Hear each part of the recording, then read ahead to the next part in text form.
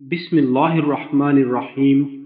हज़रत अबू हुरैरा रज़ी अल्लाह अन्हो से रिवायत है, रसूलुल्लाह सल्लल्लाहु अलैहि वसल्लम ने फरमाया, जिस काम का मैं तुम्हें हुक्म दूं उस पर अमल करो और जिससे मना करूं उससे बाज रहो। हज़रत अबू हुरैरा रज़ी अल्लाह अन्हो से रिवायत है, रसूलुल्लाह सल्लल्लाहु अलैहि वसल्लम ने फरमाया, जिसने मेरी इताअत की उसने अल्लाह ताला की इताअत की और जिसने मेरी नाफरमानी की उसने अल्लाह ताला की नाफरमानी की। हज़रत मुआविया रज़ी अल्लाह अन्हो बयान करते हैं, रसूलुल्लाह सल्लल्लाहु अलैहि वसल्लम ने फरमाया, अल्लाह जिसके साथ भलाई का इरादा फरमाता है तो उसे दीन के मुताल्लिक समझ बूझ अता फरमा देता है। मैं तो सिर्फ इल्म तक़सीम करने वाला हूँ, जबकि फ़हम अल्लाह ताला अता करता है। हज़रत इब्ने मसऊद रज़ी अल्लाह अन्हो बयान करते हैं, रसूलुल्लाह सल्लल्लाहु अलैहि वसल्लम ने फरमाया, दो किस्म के लोगों पर रश्क करना जायज़ है। एक वो आदमी जिसे अल्लाह ताला ने माल अता किया और फिर उसको राह हक में उसे खर्च करने की तौफीक अता फरमाई, और एक वो आदमी जिसे अल्लाह ताला ने हिकमत अता की और वो उसके मुताबिक फैसला करता है और उसे दूसरों को सिखाता है।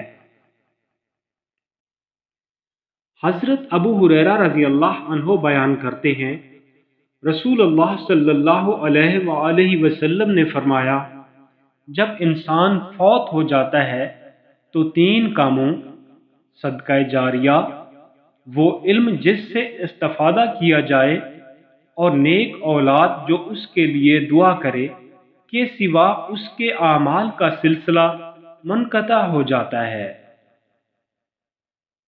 हज़रत इब्ने मसऊद रज़ी अल्लाह अन्हो बयान करते हैं, रसूलुल्लाह सल्लल्लाहु अलैहि वसल्लम ने फरमाया, जिस शख्स को नाजायज़ कत्ल किया जाता है तो उसके कत्ल का कुछ हिस्सा आदम अलैहिस्सलाम के पहले बेटे पर होता है, क्योंकि उसने कत्ल का तरीका ईजाद किया था।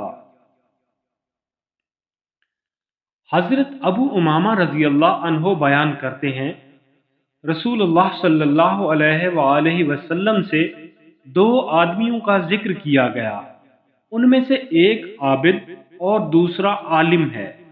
तो रसूलुल्लाह सल्लल्लाहु अलैहि वसल्लम ने फरमाया, आलिम की आबिद पर इस तरह फजीलत है जिस तरह मेरी फजीलत तुम्हारे अदना आदमी पर है।